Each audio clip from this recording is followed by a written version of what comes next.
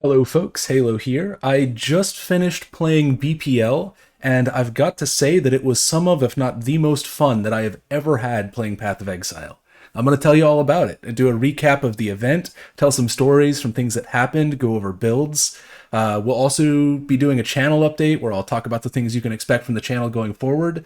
And we're also holding an event. I've been getting the itch to play modded Minecraft for a while now, something friends and I do all the time. And so we're making a server. There's info in the Discord server with everything you need to know about that. There's also info at the end of the video. It's not going to be like a content thing, not going to stream it or anything, but that's just something fun we're doing at an event with the community if you'd like to join us. So BPL, if you don't know what it is, I think it stands for Badger Private League. It's an event that some people run where teams of several hundred people compete against each other to gather points. You get points by being the first to achieve full collections or do bounties or win races and such. And so it's sort of a competition. You have your team of people all working together for a goal, and you're trying to beat the other team. So it's something neither I or Seek had ever done before. I watched, I think, Zizarin and Anime Princess do it last league, and it looked really fun. So I was waiting for the one to happen this league so it could join. But it sounded really fun to both Seek and I, and so we signed up. Now you can't sign up as a pair or a duo, you just get randomly assigned teams. And so we were thinking about like what we wanted to do in the event. And so I decided that I was going to do crafting, like do logistics for the team, because I really enjoy crafting items, and it seems fun to contribute to the organization and to like craft the items that people need. That logistics role is something I really enjoy. If you guys have ever played or heard of Foxhole, it's a game I play from time to time. There's a role called Logi or logistics that I play in that. But what ended up happening was that Seek and I rolled the same team, and we were really, really excited about that. We didn't expect it to happen. It was a 1 in 5 shot. And so we knew that we had to do a duo setup just because, of course, you have to, right? We were excited for it. Now, we didn't have time to like make and theory craft out builds that would be good in BPL. We didn't have time to practice or design the builds too much, but Orabot plus Spark carry is our comfort zone. So I rolled up a quick assassin POB. I think Seek did some leveling for it, and we just sent it, on the event. We wish we had more time to level, because at this point, basically spending like 4 or 5 hours practicing leveling would like shave 20 minutes off of our leveling time. If we just did that like 5 or 6 times, we'd be easily sub 3.5 hours to Act 10. But because we always end up stressed or out of time before league start, we just haven't had time to practice. So we started out pretty slow, but eventually we transitioned into mapping. We picked up another Orabot who didn't have anyone to run with, so we were running in a 3-man party for a lot of like red maps and early content that we were doing. And so Seek was running like half the auras and Kiri was running the other half. It was pretty fun. We were running around as a 3-man. Eventually we transitioned into doing 100% deli farming for the team. We would be running like breach orbs, or we would roll whichever deli orbs the team needed resources from, and so we'd be doing that. We also did a ton of simulacrums. We dropped the 3 passive voices, which was really awesome. We farmed out all the simulacrum and Dell uniques. I think we did like 12 simulacrums. At one point, I'll put a picture on screen here. I would just take my graphing calculator and lean it against spacebar, which Spark was bound to, which was holding down Spark, and then Seek would just run, start the waves, run back, start the wave, and I think we did a whole wave 30 without me ever doing a single input to the keyboard. It was pretty funny. We were dropping timeless jewels from the team because we were doing some 4 or 5 ways with another group. So we'd like do the top bosses, they do the bottom ones. And I think Seek cataloged all of the timeless jewels, tested them in every slot, took the good ones, and then distributed it to all the Orbots on the team. So that was kind of funny. It was like a timeless jewel dealer. We were playing in a group. There was another Orabot carry group who was doing like more of a mapping focused strategy. And so we were talking with him, and the Orobot, he didn't know how to play Orobot. He hadn't done it much before. I think he said, I don't know what I'm doing with Orobots, so I just took all the reservation things I could, and now I'm dying. You know, I think he had like 2k energy shield and no spell suppress. So Seek and I like joined the channel. We took apart his build, redid the POB, redid all the link setup, put it back together for him, and then he had like triple the energy shield with spell suppress and a working divine blessing setup. It was really fun doing like that kind of build doctor fix. It's like, you know, you found the right people for the job. You know, we got it all put together for him. It was one of the more memorable things in the event. We did like, I think, all of the bounties for the team. We didn't turn in. Somebody else turned in the Blight Ravaged bounty and the Owl bounty, but we did both of those. We just didn't submit the bounties. I think other people submitted them first. So you'll see some of the footage from those bounties on screen here. The main thing about BPL was that it was a very new, refreshing way to approach the game. I've been getting a little bit burnt out on Trade League, just sort of approaching the game as a race to get as much currency as possible, or to get more currency than you did in previous leagues as sort of a benchmark for success, and almost kind of like a speedrunning way, But that's a fun way to approach the game, but it was very enjoyable to have a different way where it wasn't about making currency or anything other than just doing whatever the team needed, and that was really refreshing. I want to go over the builds that we played, just because they turned out ludicrously powerful despite us not having time to properly prepare them. We had almost forgotten how broken Lightning Spell plus Orobot is. And these builds are raffled off to the team. I think the team raffle is tomorrow, so it's just anyone can enter and win the builds and any other valuable things that the team won, which is really cool. But the carry literally had over 1 billion DPS. In POB we had something like 300 million on a 5-link. It just ended up crazy. We got some nuts items. So I'm gonna go over the Orobot first. Seek's glove crafting was absolutely cursed. When crafting a +2 AoE Orobot gloves, you have like a 40% chance to unveil +2 AoE, and he failed the unveil like 7 times, 8 times in a row or something. It was pretty awful.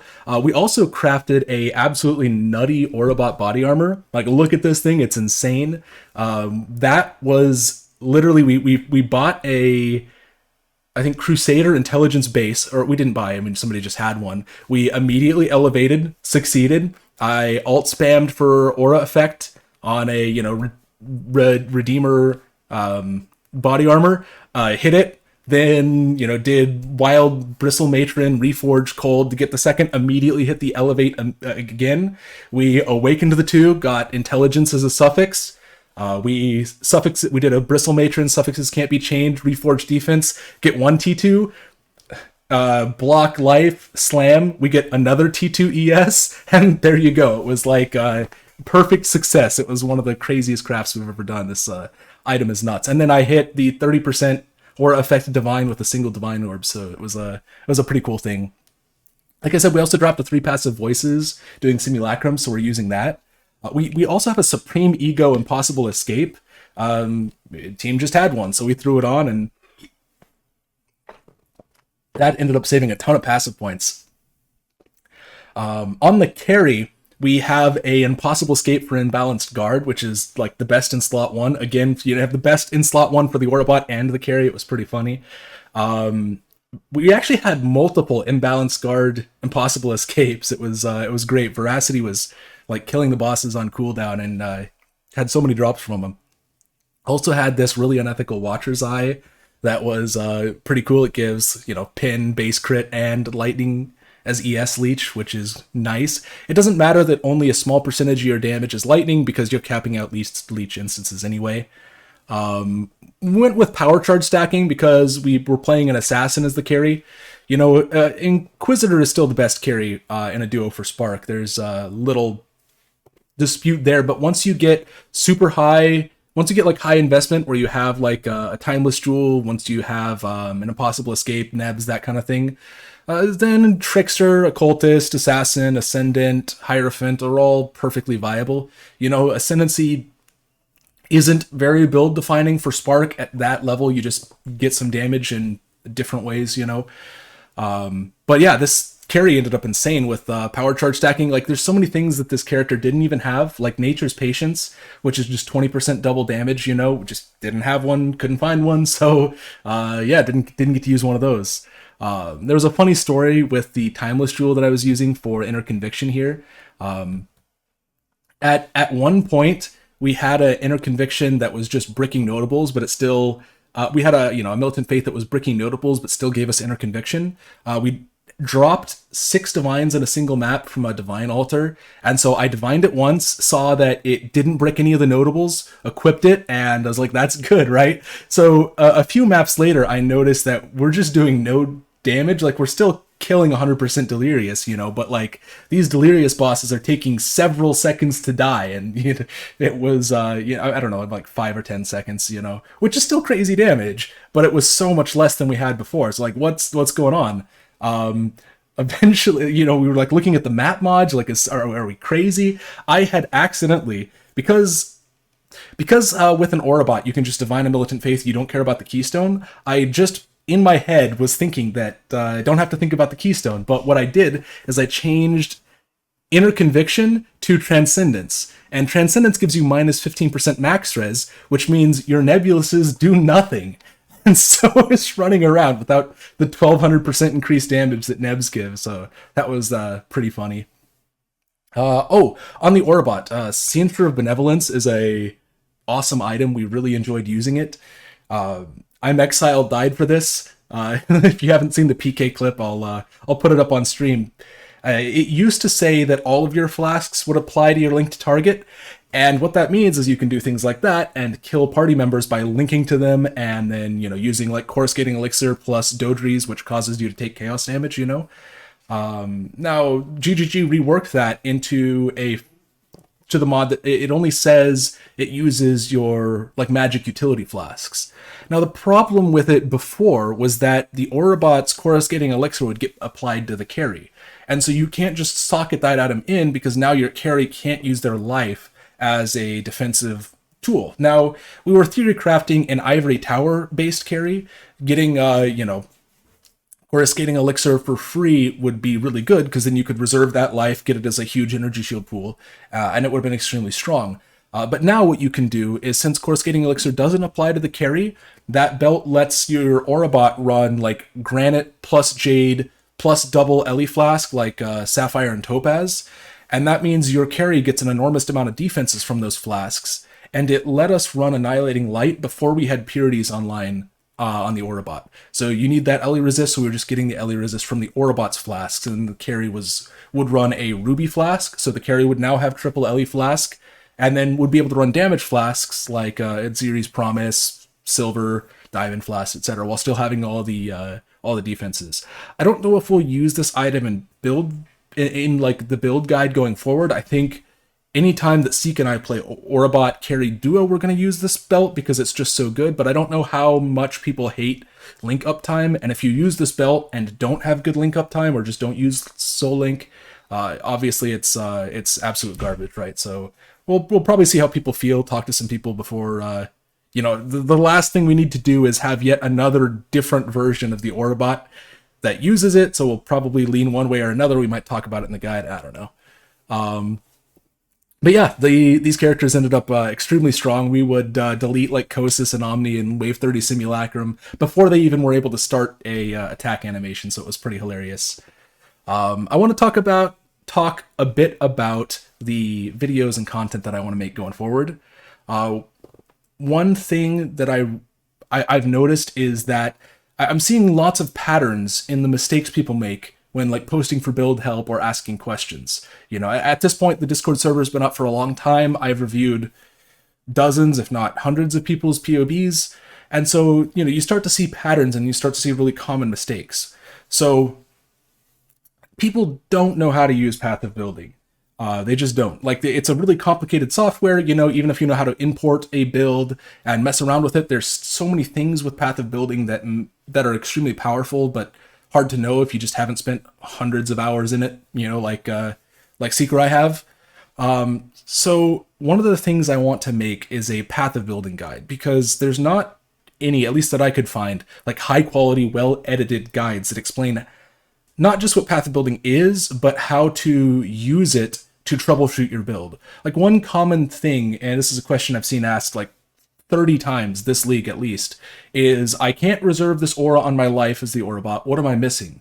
Well, if you know how to use Path of Building, you can just hover over the life reservation efficiency stat on the POB and the one in your character. You just import your character, and then you can see the guide POB has life reservation from, you know, this, and this. You know, you see the 4 stats and you can compare. You can just directly see 1-to-1 what you're missing. Or if you don't know why you can't use Divine Blessing, right? That's another extremely common question. You can pull up in the POB a certain location, look at the guide POB. It says mana multipliers on Divine Blessing. You can just see all of the sources of that, and then you can compare it to your own POB. The problem is people don't really know how to do that. So I'm just going to work on making a very well edited guide. Now, I still have to learn how to edit. I'm working on that. You know, Engineering Eternity is a guide maker that I really enjoyed, you know, back when he was making content. I'm kind of like looking towards that style of content more, something that's structured, well edited, good visuals and stuff, then compresses that information down as short as I can make it.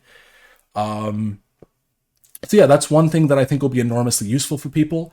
I want to make a series called Build Doctor, or I don't know, maybe there's a better name for it, where I take somebody's build, take it apart, fix it, make it better, put it back together while explaining the process, the thinking, it's the thought process, I guess, and like the tools, tricks that you can use to do that. Because I think that's something that would be really valuable for people. It's a skill that I wish I had a good, succinct guide for, or just, it's just fun to watch somebody take something apart, put it back together, you know, and explain how to do that, you know. Another thing I want to try is like a build roulette kind of series where we just like RNG a skill and ascendancy and maybe some fun restrictions, and, you know, see how good of a build you can make with those restrictions. That would be really fun to do. Probably gonna try that this like later in the league. I also really want to make a beginner's guide for Path of Exile, because there's a lot of them out there, but I feel like I can do it better if I have the time and effort to, you know, if I have the time to do it, which I will, you know, in these next couple months. Again, looking back at like Engineering Eternity's beginner guides is something that helped me a lot starting Path of Exile. There's not anything like that level of quality that's updated for Path of Exile now. And with PoE 2 on the horizon, I'm hesitant to go all in on a super lengthy beginner's guide, because that's just going to be replaced with new information once PoE 2 comes out. But it's something I'm thinking about a lot. I also want to make a beginner-focused build guide for solo play. You know, duo builds are fun, and I enjoy playing them and making them.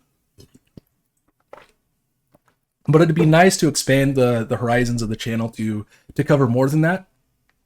And so I'm probably going to do like a private league or an SSF run, test out some different builds, and that's something that I would like to have.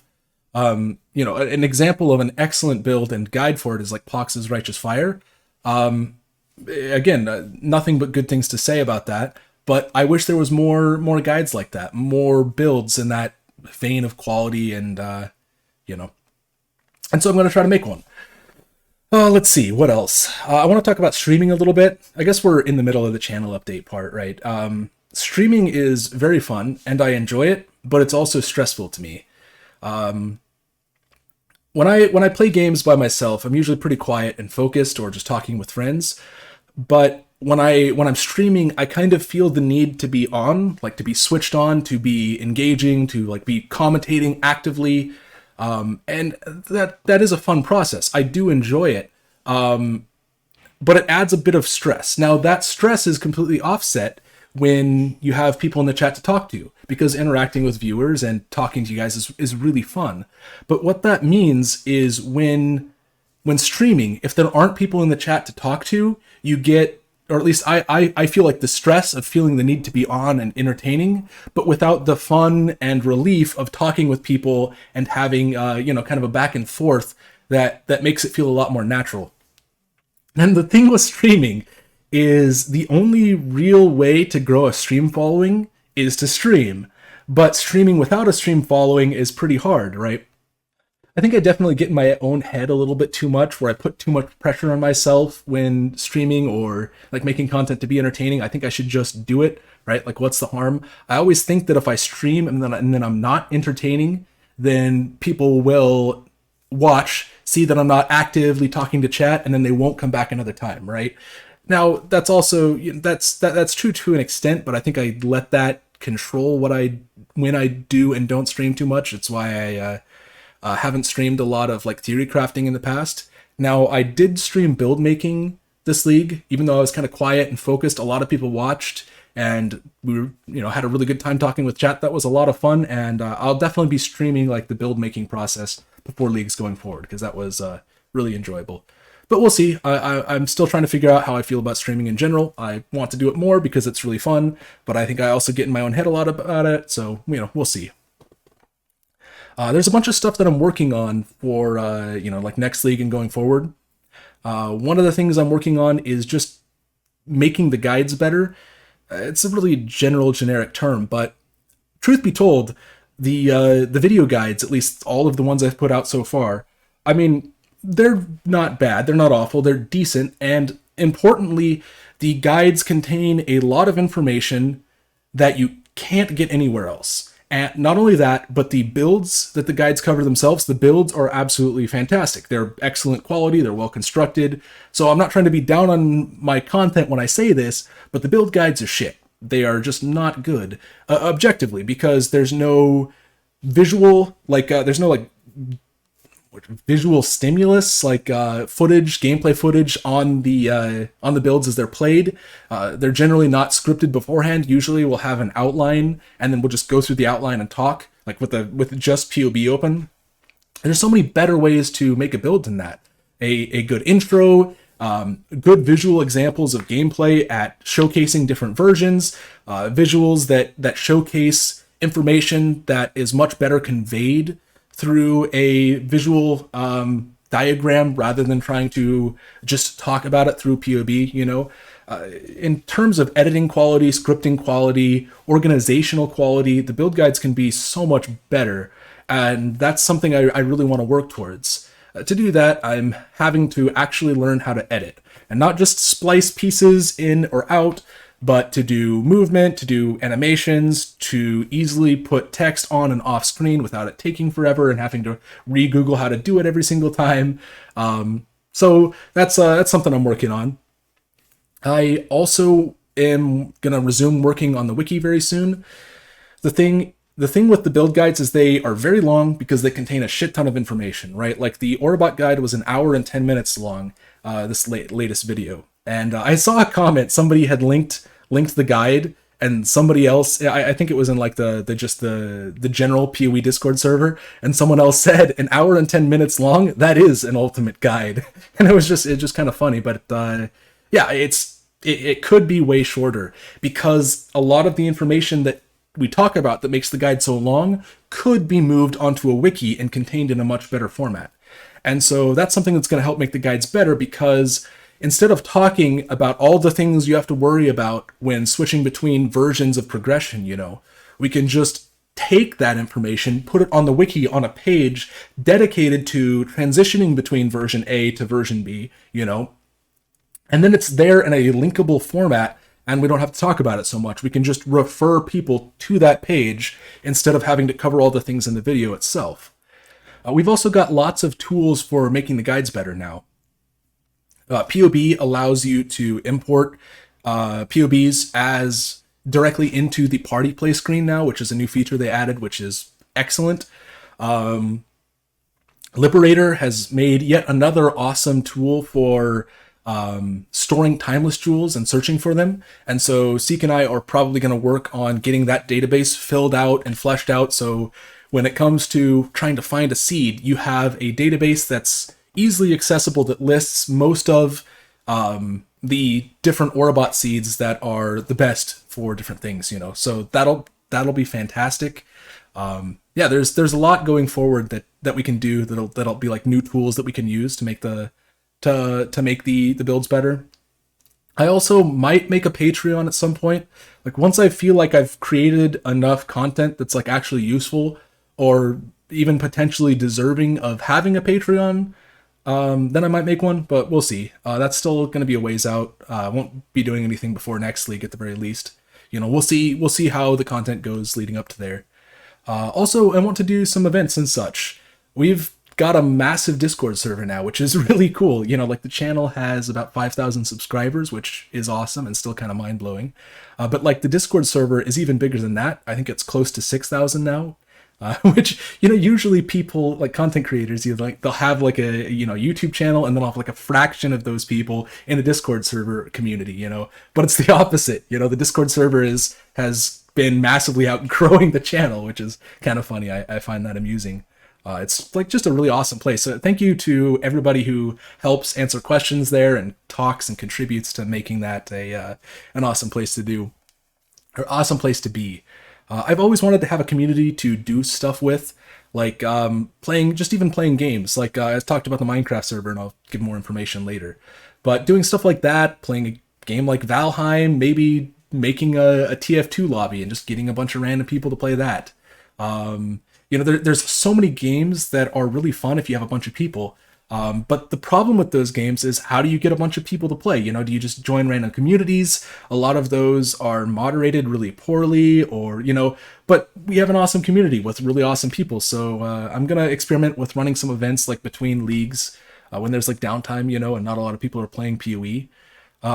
Depending on how people respond to this first one I'm doing, you know, the Minecraft server, we'll see how well that goes going forward.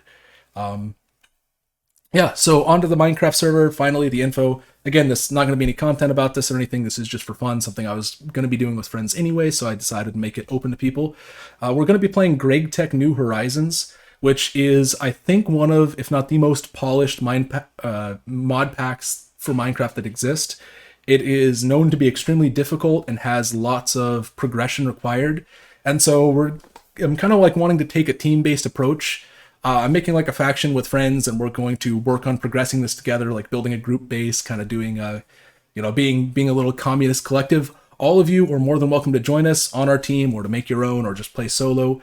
Yeah, so there'll be information about how to install everything. I've got like step-by-step instructions. So even if you've never played Minecraft before or never played modded Minecraft, there's step-by-step instructions for how to get that all set up.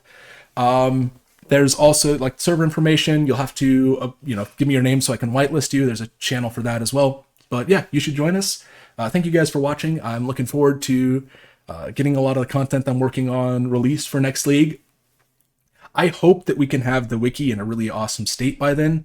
It ended up being a lot of work. Who'd have thought having it ready for this league was absolutely never going to happen. It took a lot, you know, we just ran out of time, right? It ended up being so much more work required than we would have thought. But yeah, it'll turn out really well, I think, and so I'm excited for you guys to see what we're working on for next league and the content that's going to come. So yeah, thanks for watching. Catch you guys later, and I'll see you in the next video.